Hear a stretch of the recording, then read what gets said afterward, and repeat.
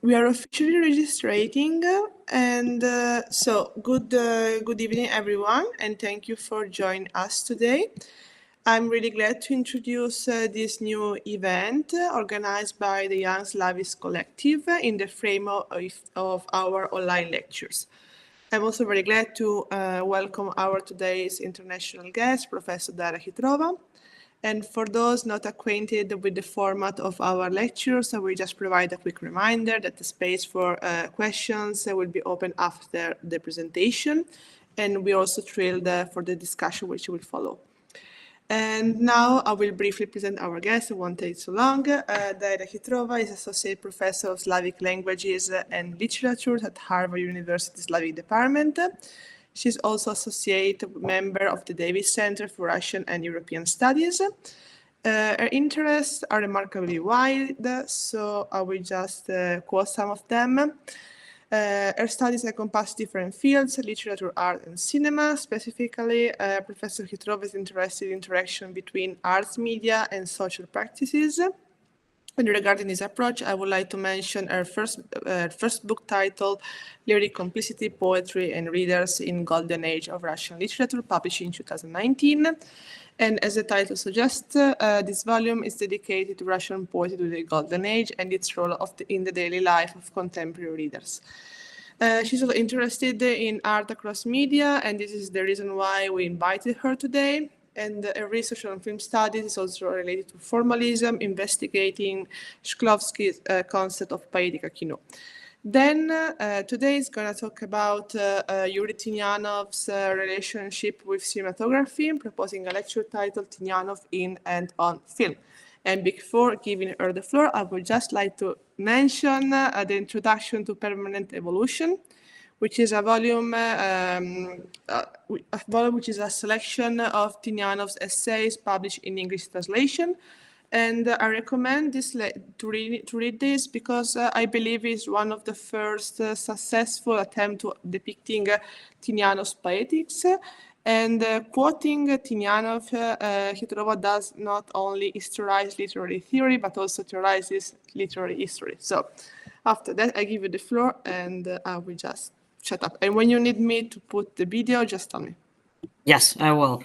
Thank you very much. It's really an honor for me to be here, and thanks for organizing, for coming, for reading and watching, most of all. And again, it's an honor because I happen to know that it's Italian scholarly tradition of Slavic studies is one of the strongest, if not the strongest, in Europe. So I'm looking at you guys with great hopes for the future of our field. Now, 2 notes to begin is, yes, this title in, and it's with slashes, in / on film, it looks the way it looks, not only because I'm slightly awkward around English prepositions, but because it's about all of them together. That it is about Tynianov in relation to film, Tynianov and film. It is about Tynianov writing about or on film, his film theories, and it is about Tynianov creating film scripts, so working in film. Film practice. So these two, theory and practice, are inseparable, in fact, in Tynianov's work in general, as well as his work in film. His approach as a scriptwriter is highly theoretical. His theory is very much informed by his film theories, informed by his practical work, and not only as a scriptwriter, but also as a script reader. He was at one point employed by the S.V.D Kino, the predecessor of Lenfilm, as a part of the script department. He had to read those scripts that were coming to the film factory. But what's more, when it comes to this particular film, S.V.D, that you guys watched, I hope, there's a third element that comes in, and that is history. So we have history / theory / practice, and on in film altogether. Another note is that is about the film itself. I apologize for the image quality. It is at times too dark, almost unbearable, as you probably experienced. And it is not because the movie is old. I mean, there's a lot of movies that survive in great copies, in great prints. No, this is unfortunately a consequence of either the transfer from film to video or of TV ripping situation. In fact, it was the camera work of incomparable Andrei Moskvin and the beauty of the film image that were universally praised when the movie was released, praised domestically and internationally. And it was released, in fact, internationally. I was able to find reviews in German, French, Czech, and Portuguese. So, and everybody was talking about just how pristine, how beautiful the camera work was. And in fact, yes. So, and one day it would be great to arrange for a restoration of the film. Because the prints exist. They're not supernatural quality, but they're okay quality, not this video quality. And also connecting to that is that the analysis in Yuri Lotman and Yuri Civian's essay on the film is based not on this video, but on 35 millimeter, based on 3 surviving prints, all incomplete, one in Gosfilmofond in Moscow, another in Belgium, another in Berlin. Which reminds us also that film text can be as unstable as literary, or even more actually, as literary works are, subject to censorship, to editing, to re-editing, and it happens with film that happens in different places in different ways. Now, now let me begin in earnest. So you guys are, I assume, familiar with Tynianov's literary theories, as well as his work in literary history, or at least heard about it, as well as his historical fiction, which is something that he is best known in Russia to this day. More people know about his fiction than about his work as a theorist. It's still pretty popular, especially about young readers. His film theories are slightly less known. His scripts even less, unless, of course, you're a film theorist or a film historian, and which isn't a problem. The problem is that too often these areas of his work, literary, film, fiction, film theories, and film scripts, are considered separate from each other, as if this all didn't happen in one the same mind, in one the same head. And this is something I wanted to do now, to connect them all, to think about them together. Now, sort of the lyrical introduction to this whole thing is that I hadn't probably have seen the film S.V.D. if I haven't read the essay by Lotman and Civian, which was a huge revelation for me as a young scholar 20 years ago. So that's one of the reasons why I'm sharing it with you, just sharing a joy of it. And this article, as I happen to know, hadn't been written if Yuri Civian, a film scholar, hadn't shown this film at the first Tynianov conference in Rezekne in Latvia in 1982. And this gave a huge perplexion and astonishment to Yuri Lotman, who was a participant in the conference. Lotman, whose expertise, of course, included Decembrist movement, the subject of the film, was speechless after the screening. And when he composed himself a little bit, he said something like, "I can't believe all the nonsense they allowed to take place in the film." They, of course, were Yuri Tynianov and Yulian Oksman, who co-wrote the script. Now, this would be a normal reaction of a historian to historical fiction or period dramas in film or TV, like all that nonsense. And the usual premise for this kind of reaction is, oh, if only they asked the experts of the period, they would avoid all the nonsense. Now, the problem was that Tynianov and Oksman were probably the greatest experts on the period and the Decembrist movement specifically then and there. So the question is, why all the nonsense? Now, Lotman and Civian give extremely compelling answers to this question, and I'm not going to summarize them here. Instead, what I want to do is to connect this discussion, as promised, to connect to this discussion to other areas of Tynianov's work. But before, let's trace his involvement in film by that moment. And again, this is pretty early in film history. It's still not early film. Film is around for 30 years by mid-20s, so it's quite a long story. And yet everybody has to have some sort of path to film. Nobody starts in film.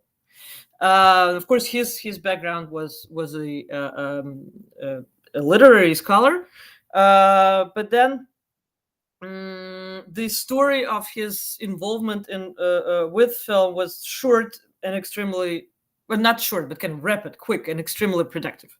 So it starts in 1924, exactly 100 years ago, and he first, what he does is to write an essay. So he first approaches theoretical. Next year, he sits down to write his first script, that is The Overcoat, and soon starts working on Sevzapkino future length film, as I mentioned, in the script department as a script reader and kind of providing evaluation for those scripts. Next year, 1926, his Overcoat is released. The first film with his script is released. And also he creates and for a time chairs the film department in State Institute for Art History, where he is employed in Leningrad. He soon left it because there are just too many positions, but still. So, in 1927, S.V.D, his second script, or movie based on his second script, is released. So very, very rapid kind of relationship. And again, in and on film simultaneously, both theoretical and practical approaches there. In both of his films, Overcoat and S.V.D, he worked with the group known as FEX. It's pretty well known for film historians, but just to summarize, so FEX stands for Fabrika Eccentričkого Aktora, the factory of eccentric actor, and in fact it was first of all a film acting school, and it's pretty unique for the era. Nobody learns how to, nobody studies to act for film specifically in the world. Normally people go through theater first, or some sort of a stage practices first, with the two exceptions, one in Moscow, one in Leningrad. In Moscow, you have Kuleshev's group that will become a sort of a foundation for future of GIG, the Institute for Film, the first in the world institute for film making. And in Leningrad, you have FEX, with and all the actors you see in the film are alumni of this. They're not even alumni, actually. You never graduate from this. You work in this. It's more of a workshop. And the emphasis in the school was on the physical action, most of all, because it's, after all, it's silent film, right? So you don't exactly study how to pronounce your to be or not to be. Instead, what you do is to place emphasis on physical body, work, and they did enormous amount of things like boxing, or miming, or gesturing, or things like that. And of course, they dumped boxing for fencing for S.V.D for a time, for period reasons. And of course, it was not just out of practical reasons of silent film, but also in a kind of ideological opposition to all theatrical tradition of psychological approach to acting, Stanislavski and all the rest of it. So that was kind of old school, forget about it. Now we're our beacons, aesthetic beacons, will be circus clowns, Charlie Chaplin, and all that.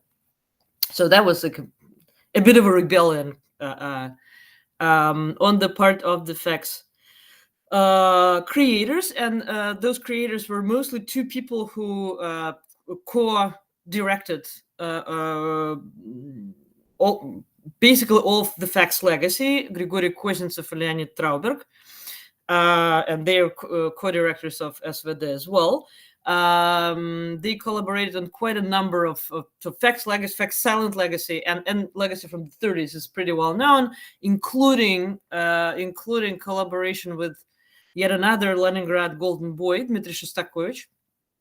They created two films together, and they're kind of they didn't survive well the high Stalinist culture, but emerged on the other side with the pretty well known and really, I think, pretty wonderful adaptations of Shakespeare. King Lear and especially Hamlet of the 60s were quite a splash. In any case, back in the 20s, it's all about, eccentricity, the real kind of this young rebellion against the old stuff, eccentricity and experiment. And this is what Tynianov, to an extent, he joined this workshop as a sort of this literary authority. He was slightly older, and they worshipped him as an expert in things, but also kind of just enjoying this fountain of youth and creativity going on, and a kind of almost hooligan-like rebellion against the order. Now, the first of these films, the first of his films, I should say, Overcoat, the screen adaptation of a Gogol's short story, obviously, made a splash and a scandal. Tynianov, a literary scholar who was supposed to, treat Gogol's story, Gogol, like this huge monumental figure, to treat Gogol's story as carefully and as respectfully as possible, a literary scholar after all. Instead, he altered it quite significantly for the screen by merging it with other Gogol stories, most significantly Nevsky Prospect. But also he added motifs and details he took from later works, in not Gogol's at all, inspired by Gogol, but not Gogol authored. That is Dostoevsky, Moslin, Saltykov-Shchedrin. And so audiences who grew up reading Gogol, admiring Gogol, and especially feeling sorry for poor little guy with his loss of an overcoat, they couldn't recognize what they were watching and what they expected to recognize as an adaptation of a famous story. First, because there were all those things that were not in the text coming from, again, other stories from Gogol and not Gogol as well. So something that is called in the business with a wonderful compact word отсебятина, something that were added from the scriptwriter.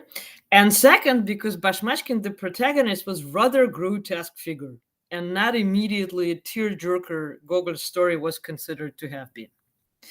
And of course, it was this approach was very much informed or in dialogue with Eichenbaum, the author of earlier and, as you probably know, very famous piece called "Как сделана шинель Гоголя," how the Gogol's overcoat was made, in which he challenged this critical emphasis on the feeling sorry for the guy, on what is known in literary critical tradition as гуманное место, when he says something, "Зачем вы меня обижаете?" all that, and you're supposed to really kind of shed tears for the small guy. But also, as you probably remember, Eichenbaum talks a lot about skas in this piece, and that kind of the emphasis within the story is not on the plot, it's not on what happens, it's not on events.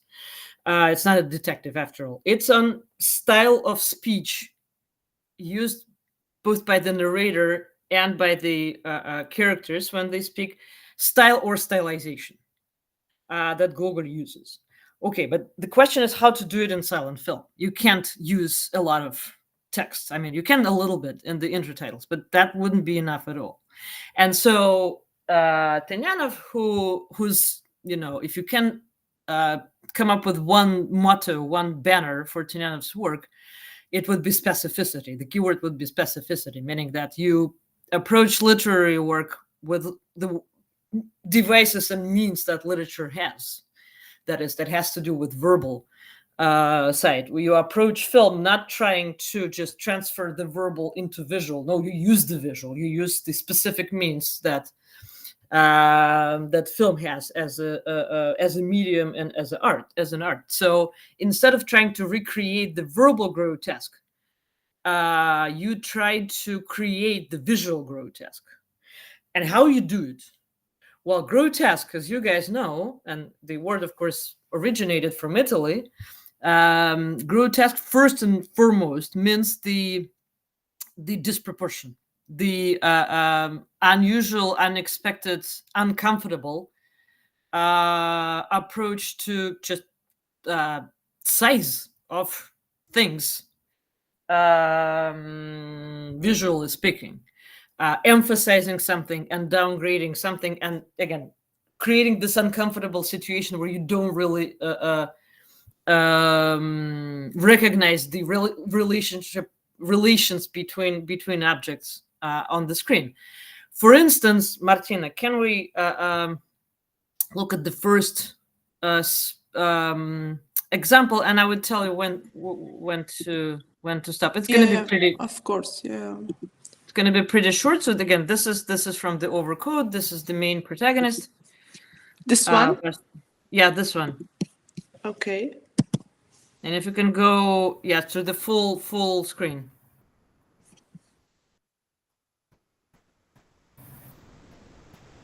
Does it work? You can see it. I can see, but it's not on the full screen. Now it is.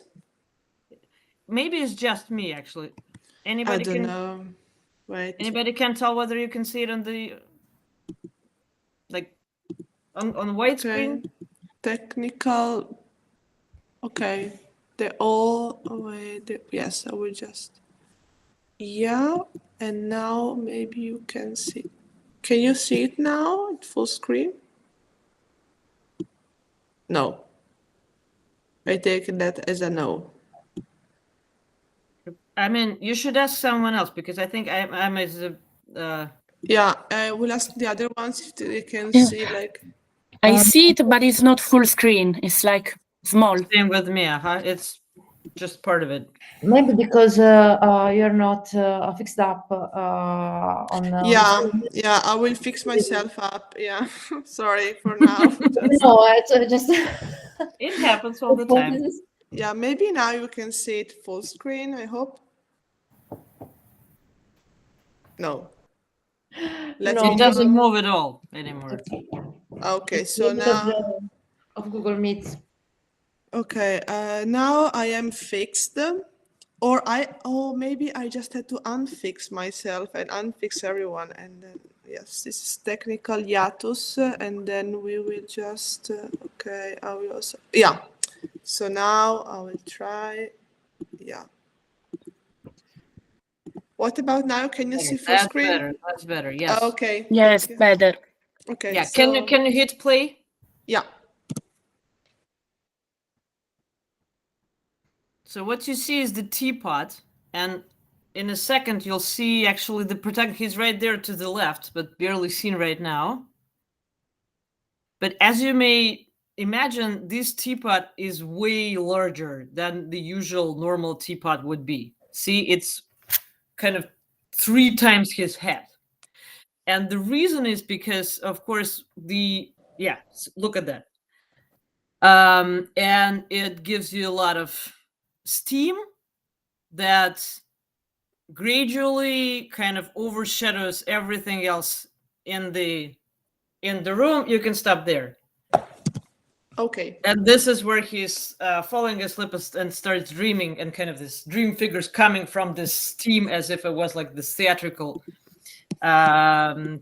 smoke. But the point is about the teapot that is emphasized in the film several more times, emphasized in terms of size. It's again 3 or more times bigger than it's supposed to be, because of course it stands for the coziness of home.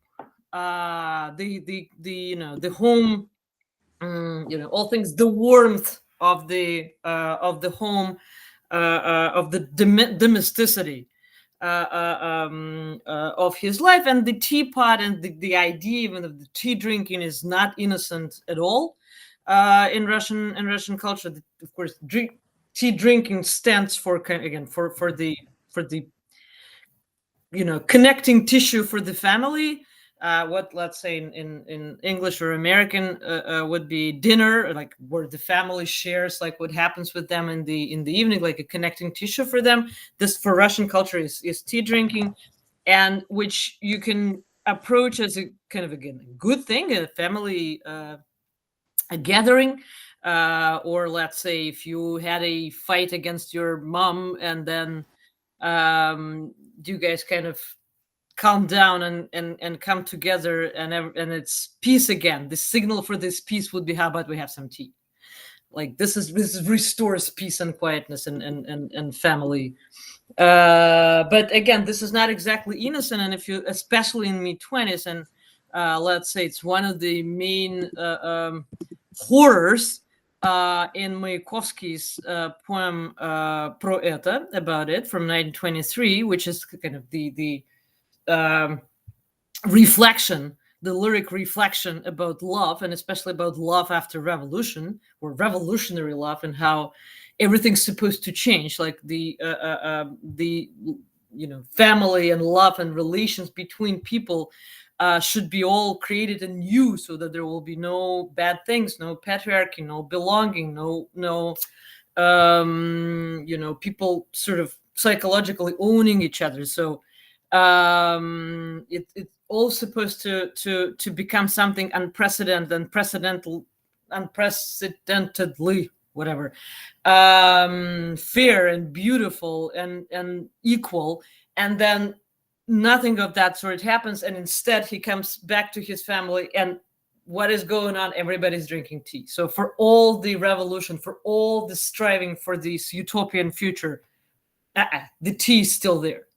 And this whole idea of old idea of family is still there, and he's desperate about that.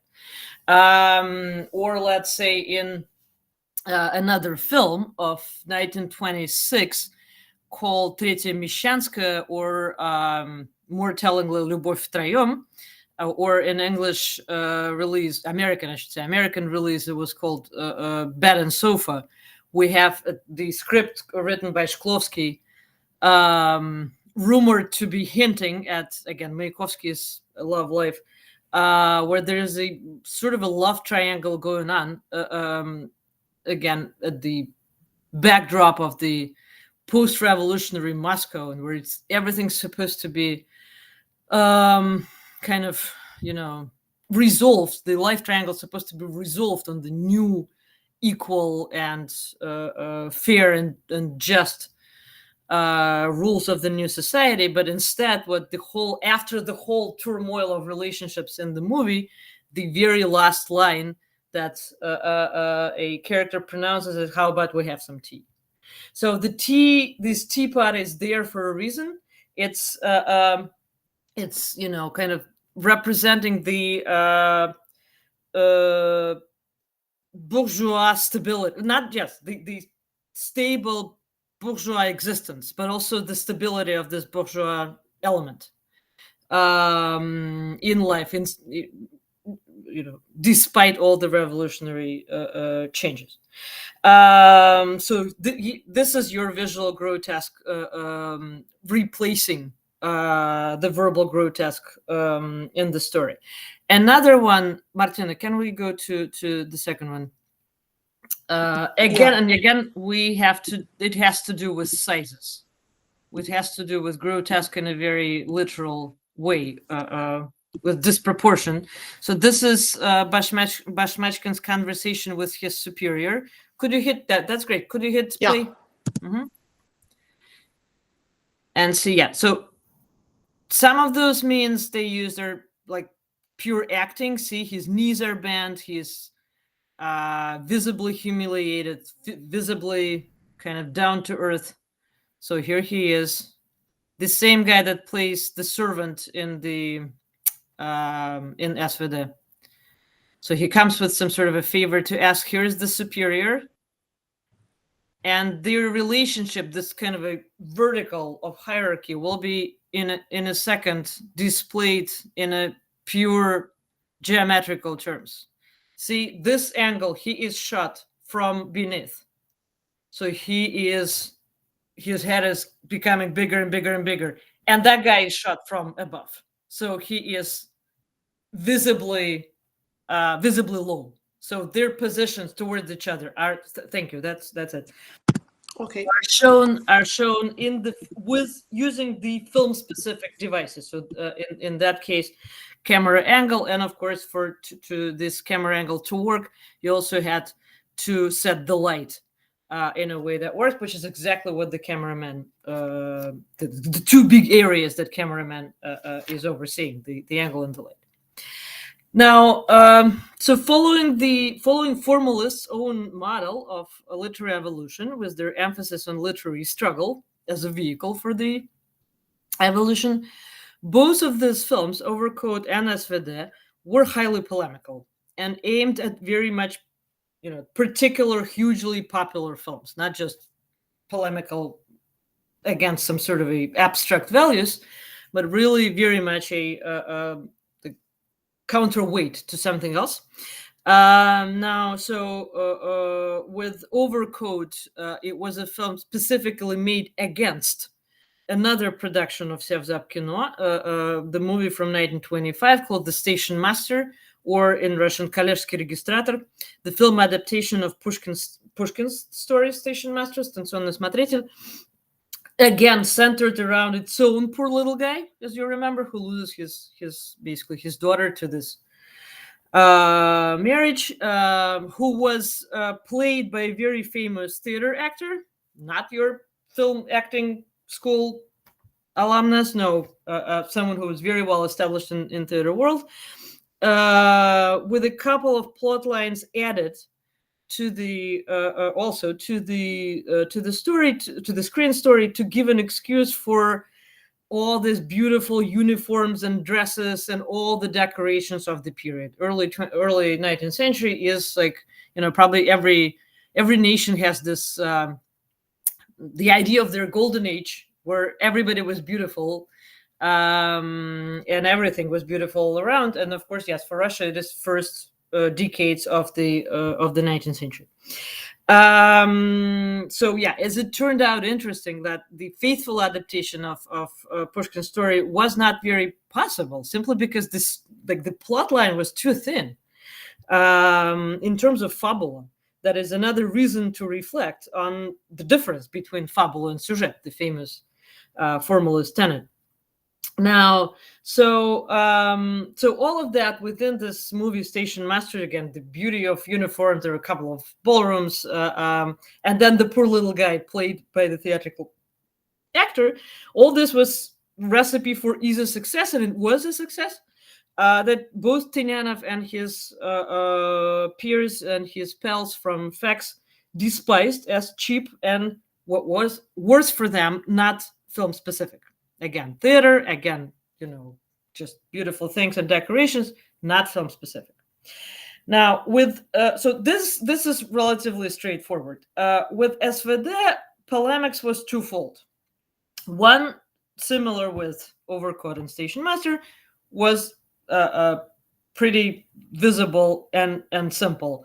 There was this, again, hugely popular film called simply The Decembrists, where, again, with all their costumes, and of course the costumes were straight from theater, with all the beautiful theatrical costumes, with very much historically accurate events, with historical figures whom we, the audience, would easily recognize, all this Trubetskoy, Abalenskis, and Anenkov, and all the rest of them that we know from a very small age. So much kind of easy to follow that Tynianov calls it движущаяся портретная галерея, the moving portrait gallery. So this is, again, way less than film specific. You just put these people in beautiful uniforms, say, oh, by the way, this is this Decembrist and this is that Decembrist, and they somehow interact. So this is speaks less about what film specifically can do. Yes, and of course there was the kind of easily scored romantic tearjerker love story that was a part of it. Another part of the recipe for easy success. Now, in S.V.D., in contrast to the Decembrist movie, to especially, let's say, to its gorgeous, very detailed, very theatrical, very long ballroom scenes with all the dances carefully rehearsed. To that in December, in S.V.D, in contrast, what we have is at best a casino with cheap prostitutes, or a circus with grotesque heavyweight lifting lady. In contrast to beautiful St. Petersburg, we have an S.V.D snow-clad location in the middle of nowhere. We don't even know exactly what it's happening if we don't know the story of what happened in the so-called South, with South Society of Decembrists and their rebellion that the film is supposed to depict.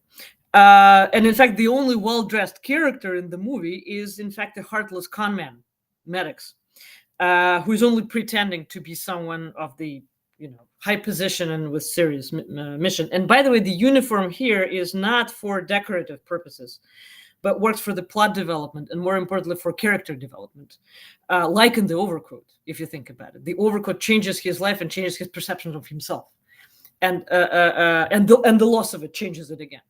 In S.V.D, this adventure guy with, his only luggage is a deck of cards. Once he acquires this uniform from a killed officer, he completely changes himself into this aristocratic, blasé, kind of a serious guy with big authority.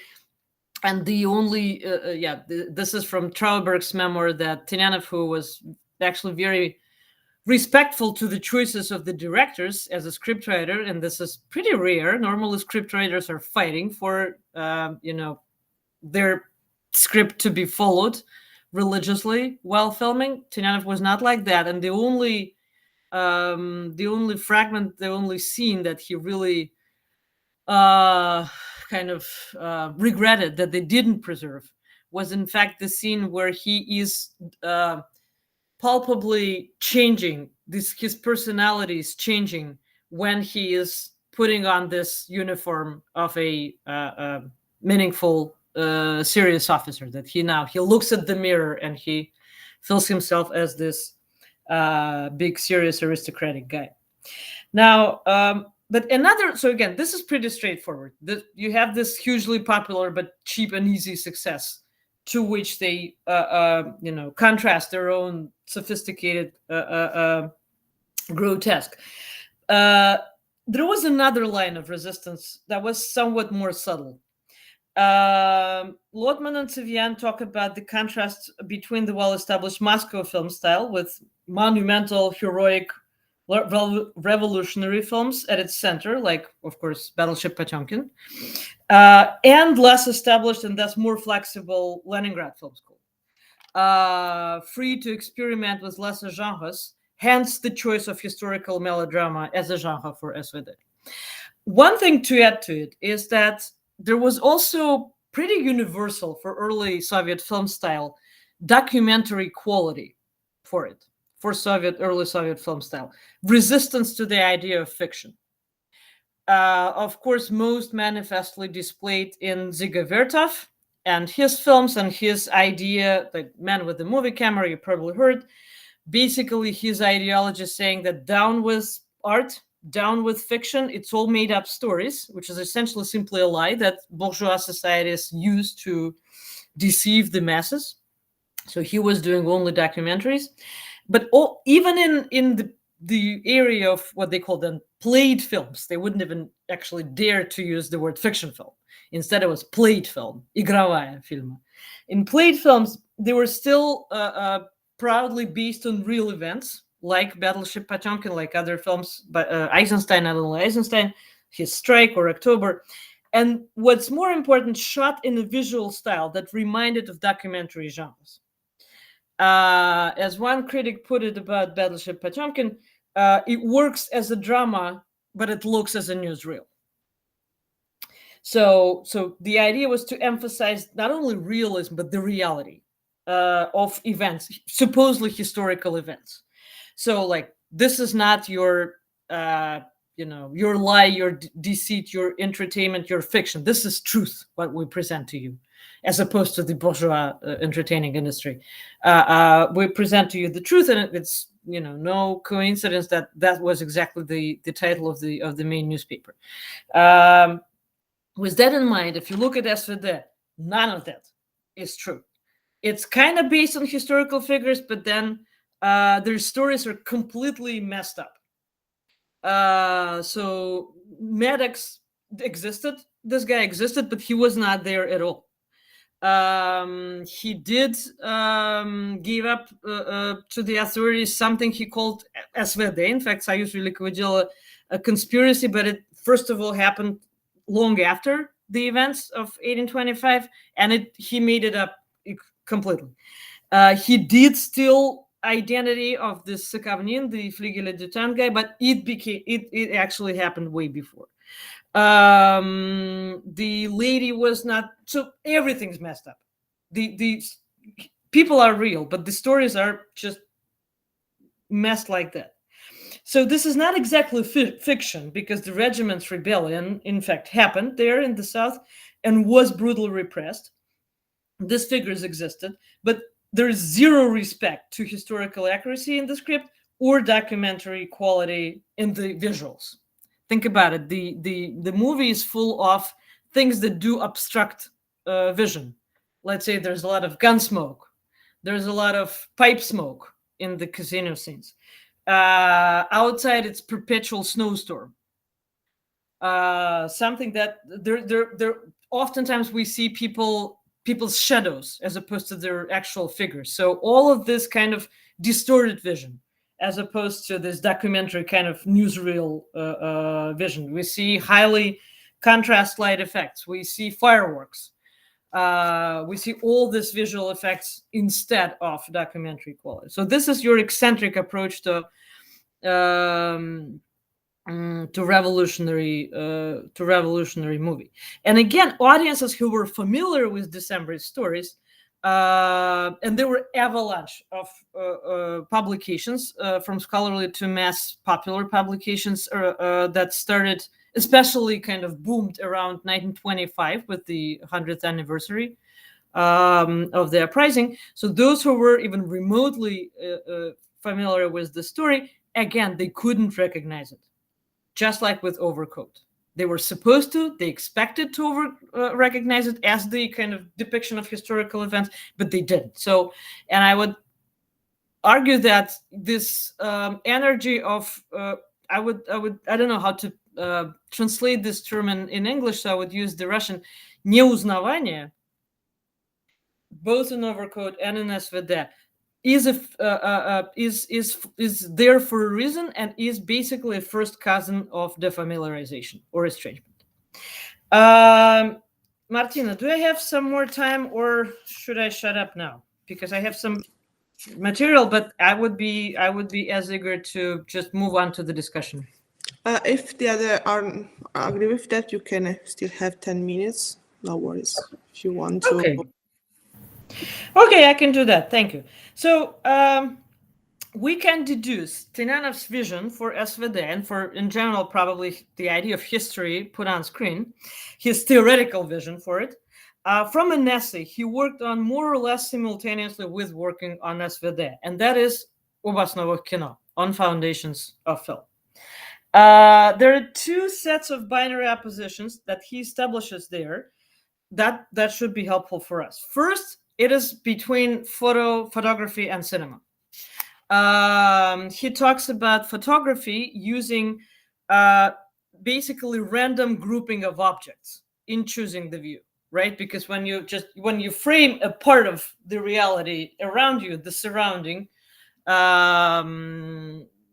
environment of you, somehow the objects that are framed, that are singled out in this photo, they develop relationship within the frame that they won't develop with something that was left out of the picture. And put together this way, they start relating to each other and give meanings to each other more or less the same way that words do in a verse line, something that Tynianov famously calls unity and density of poetic line, highlighting multiplicity of those meanings, semantic richness of poetry that he argued for in a separate study. But it can only happen when these shots or photos or shots in the film, like verse lines, they put together one after another, they alternate. Not just separate, but one after another, and the order the shots are put one after another is called montage. And like in poetry, montage is less about just unfolding one after another than it is about jumping from one to another, with, let's say, rhyme working as a sort of a trampoline for the verse line, alternating rather than linearly succeeding each other. Of course, he talks here about Soviet film montage in particular, not about more sober and logical Hollywood principle of continuity or very slow-moving Russian pre-revolutionary films.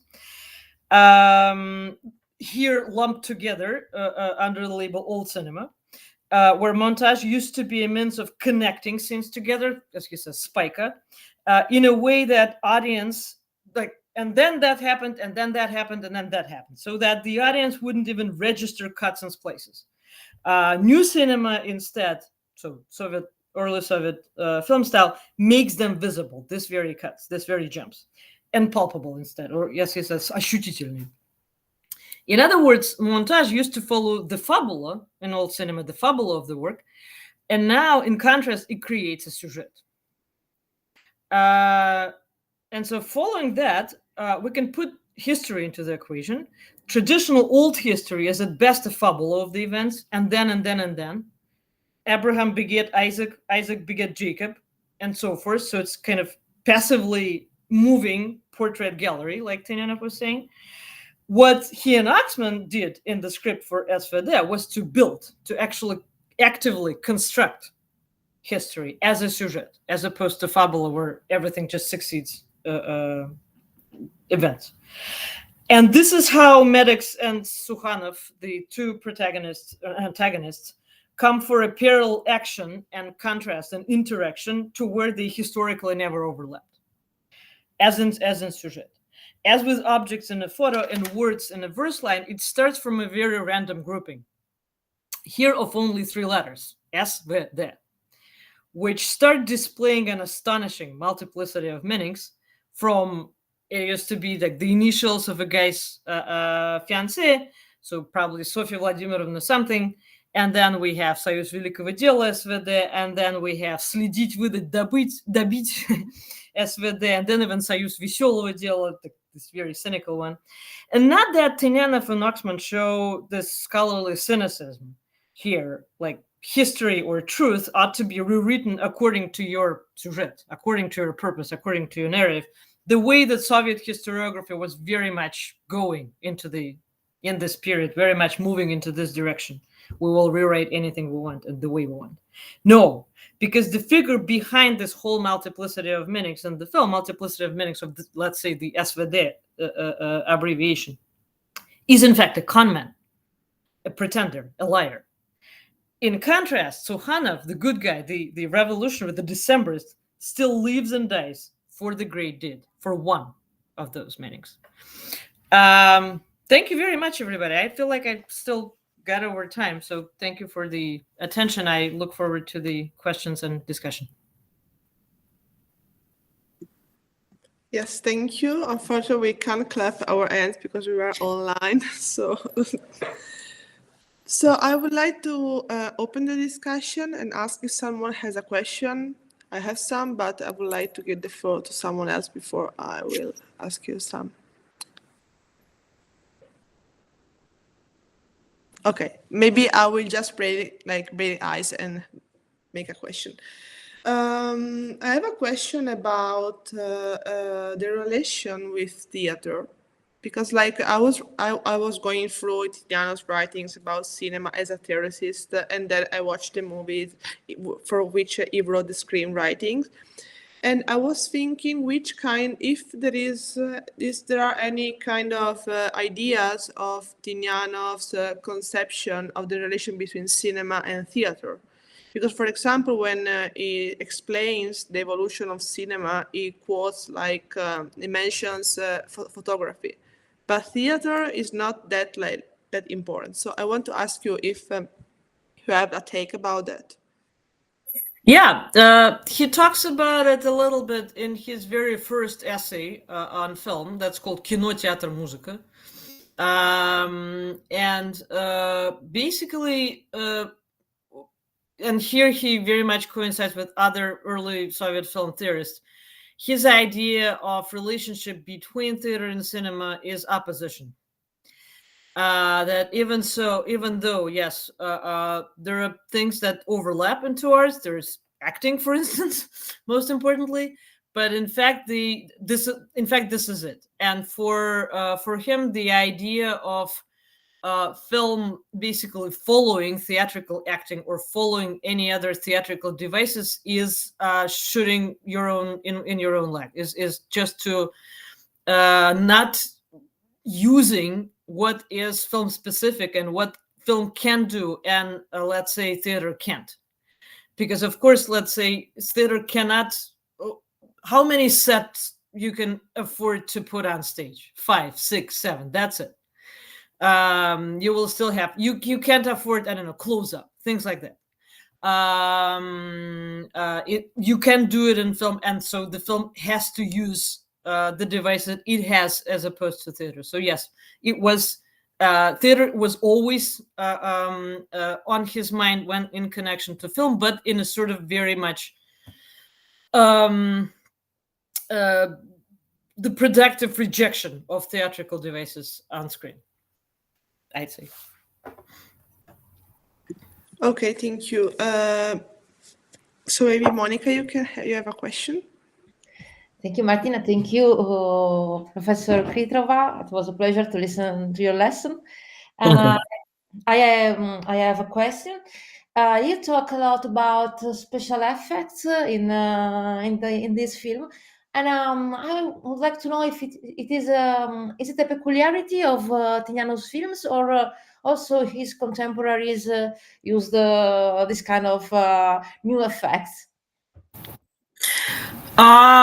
Well, both. Well, actually, the visual effects, the person who is in charge of the visual effects on the set is the cameraman, and the cameraman for this movie was a legendary one, Andrei Moskvin. If you let's say if you saw Ivan the Terrible by Eisenstein, Moskvin was responsible for inside. For those shots that were taken in the studio. So he was a magician, honestly, all those things, and very proudly so.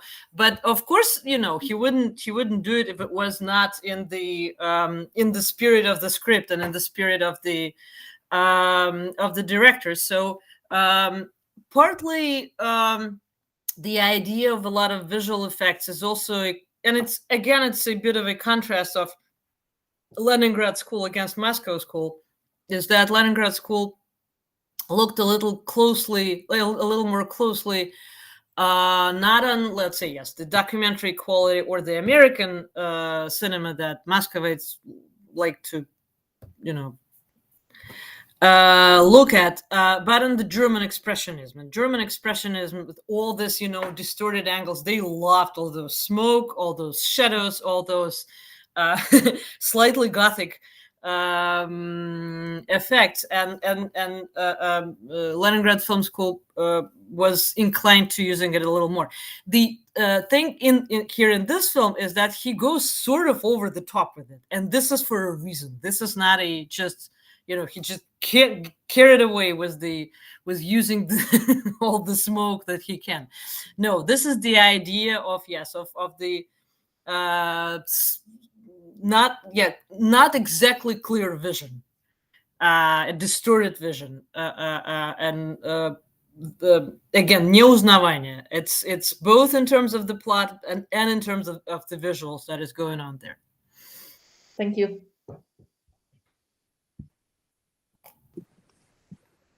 I don't know if there are any other questions, but because I have a question which is a bit like complicated, so I will try to formulate this as best as I can.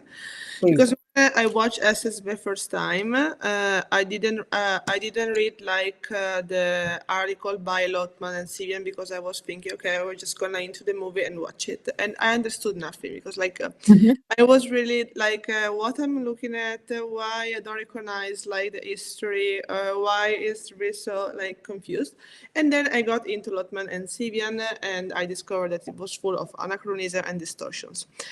So, but then it came to my mind that at the end of the 20s, the concept of history was a pivotal one among the formalists. Like, for example, how Eichenbaum writes about Tolstoy, for example. This is the most important question about historizing Tolstoy. So I was thinking why Tynianov should refuse history while writing screenwriting.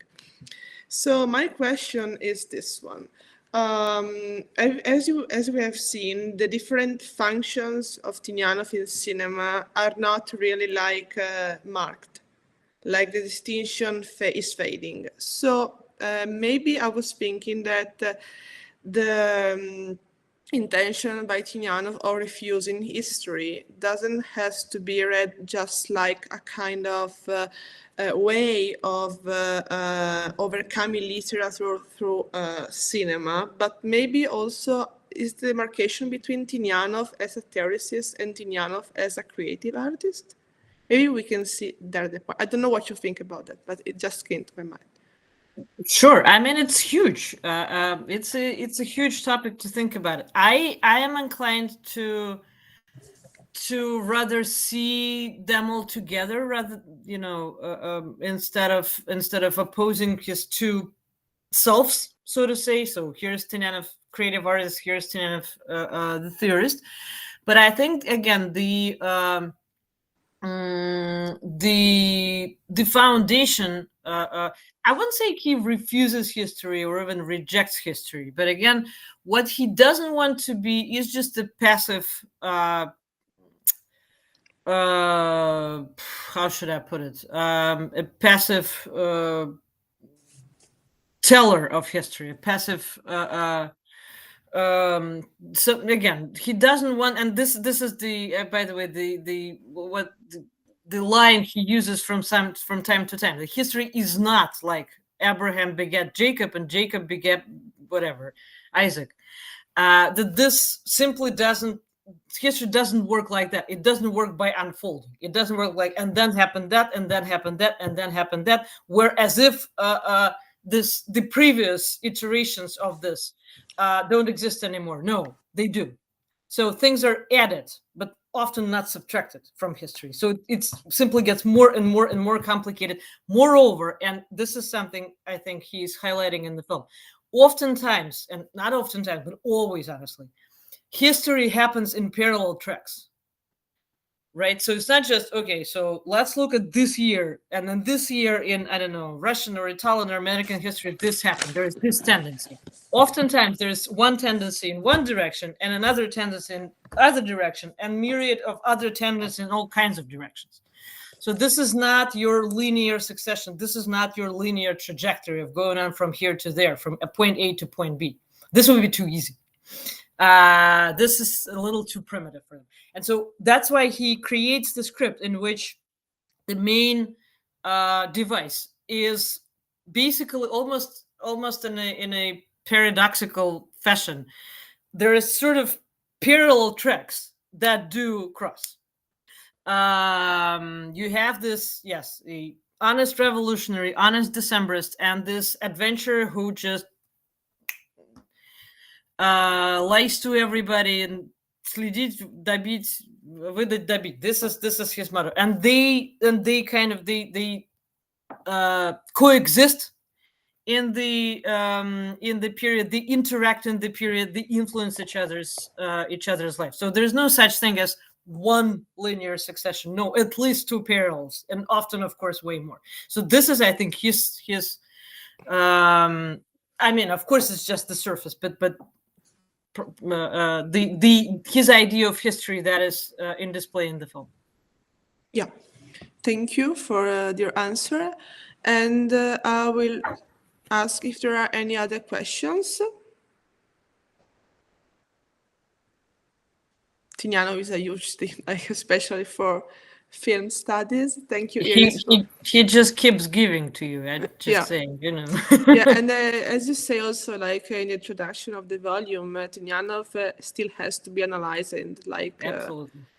like there is not like a definitive interpretation of Tynianov's theoretical writings at all. Absolutely. Yeah. So I would like But to not thank, only theoretical yeah. writings, but again, his scripts, his historical fiction is a huge thing Yeah. and very much understudied to me. So yeah, again, this is a huge treasure trove that is open for all of us. Yeah, and especially how they interact with each other, which is really Exactly. interesting because like it's really, yeah. So I will thank you again for giving us your time, for connecting and accepting our invitation. As always, the lesson will be online on YouTube as soon as I get it on my drive. And concluding this meeting, I just want to say that the next one will be on the 17th of December. We're going to talk about contemporary Russian rap with Professor Giulia De Florio. So thank you, everyone, and hope to see you soon. Thank you very much. Thank you, Bye. everybody. Thank you, Martina. Thank you.